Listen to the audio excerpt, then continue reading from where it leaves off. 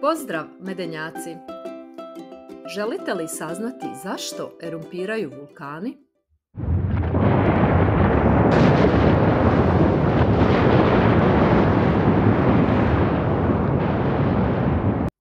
To će vam objasniti naše dvije stemičarke, Balica, Modra Galica i Dinada Vinkovći.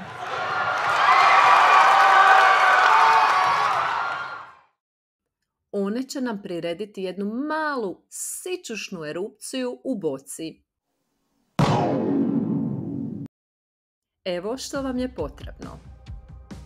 Ocat, soda bikarbona, boca, 2 lijevka, žlica i balon.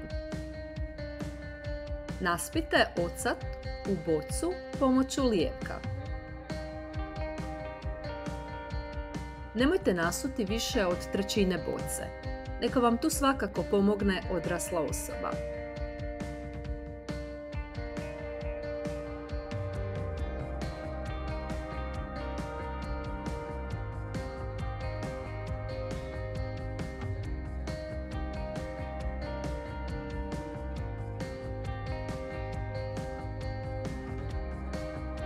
Zatim uzmite drugi lijevak i na uski dio nataknite balon.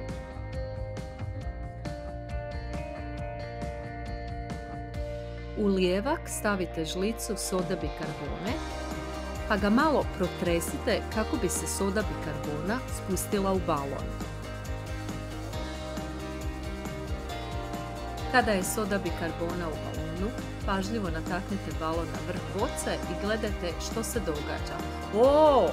Balon se napuhao, te se čini da bi se mogao raspuhnuti. Ali zašto se balon napuhao? Zato što je došlo do međusobnog djelovanja octa i sode bikarbone, te je između ostaloga nastao plin, ugljični dioksid. Budući da plin zauzima više prostora, on se širi, pa je ispunio balon jer nije mogao otići nikamo osim u balon.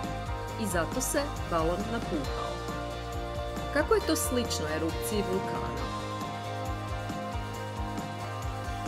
Magma također sadrži plinove koji većinom i uzrokuju vulkanske erupcije.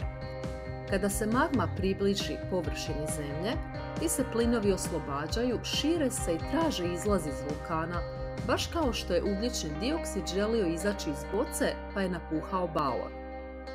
Pogledajte mjehuriće magme. Iz magme izlazi vodena para i plinovi, pa magma izgleda kao da ključa. Kada se plinovi naglo rašire, oni uzrokuju izbacivanje magme u zrak po nekoliko kilometara visine. Pa kada smo već kod vatrenih vulkanskih fontana i gigantskih vulkanskih vatrometa, pogledajte ovu vodenu prskalicu koja ne mari hoće li poprskati svoju publiku. To je gejzir.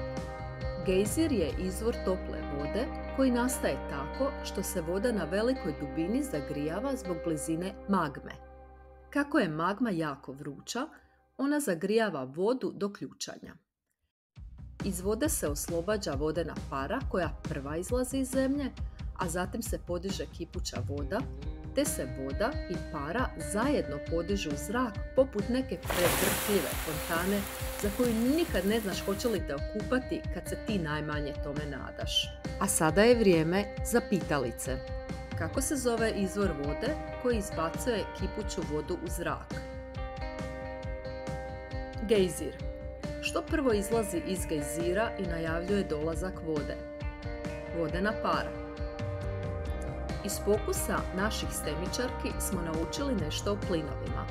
Što se dogodilo s balonom kada smo pomiješali ocat i sodu bikarbonu? Balon se napuhao.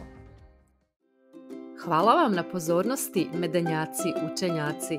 Vidimo se u sljedećem videu.